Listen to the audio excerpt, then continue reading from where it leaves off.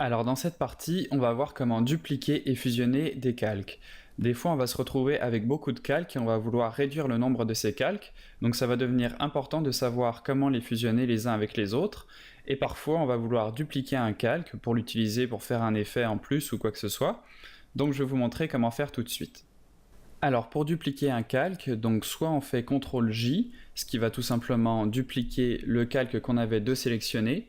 Je peux également prendre le calque et le glisser sur l'icône en bas à droite pour créer un nouveau calque, donc ça va faire exactement la même chose, ça va dupliquer notre calque.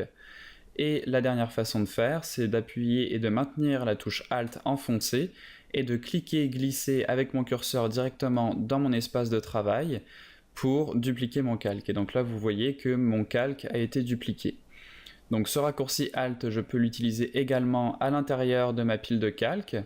Donc si je maintiens la touche Alt enfoncée et que je clique et que je glisse le calque, vous voyez que mon curseur change et que je peux dupliquer mon calque directement dans la pile de calques. Quand on fait Alt aussi, si vous voulez aligner votre nouveau calque avec le calque que vous dupliquez, vous pouvez maintenir la touche Shift enfoncée et vous voyez que mon nouveau calque est contraint sur l'axe horizontal. Maintenant, pour fusionner des calques, alors là encore, il y a plusieurs façons de faire.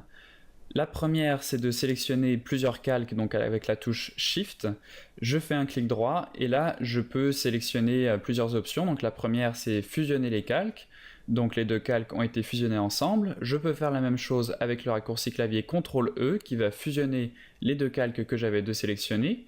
On a aussi la possibilité de fusionner les calques visibles. Donc là, si je crée un nouveau calque et que je le cache, je fais un clic droit et je vais sélectionner donc l'option pour fusionner les calques visibles. Et là, vous voyez que tous les calques qui étaient visibles ont été fusionnés les uns avec les autres.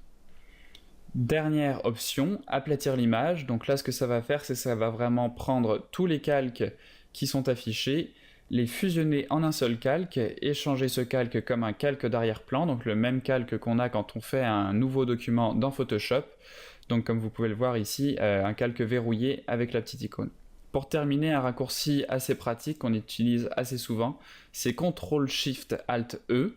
Donc c'est un raccourci qui est assez compliqué, mais là vous voyez que ce que ça a fait, c'est que ça a créé un nouveau calque tout en haut qui contient tous les calques que j'avais dans mon document. Donc là, si je cache tous les calques, en dessous, vous voyez que c'est exactement la même chose que j'ai. Donc ça, c'est pratique des fois quand on veut vraiment fusionner tous les calques de notre composition dans un seul calque tout en haut de notre pile de calques. Et pour finir, je reviens sur le raccourci CTRL-E, donc qui nous permet de fusionner les calques sélectionnés. On peut aussi l'utiliser ce raccourci en ayant un seul calque de sélectionné et vous voyez qu'en appuyant sur CTRL-E, ça va fusionner le calque actif avec le calque juste en dessous. Donc voilà pour les options de fusion et de duplication des calques.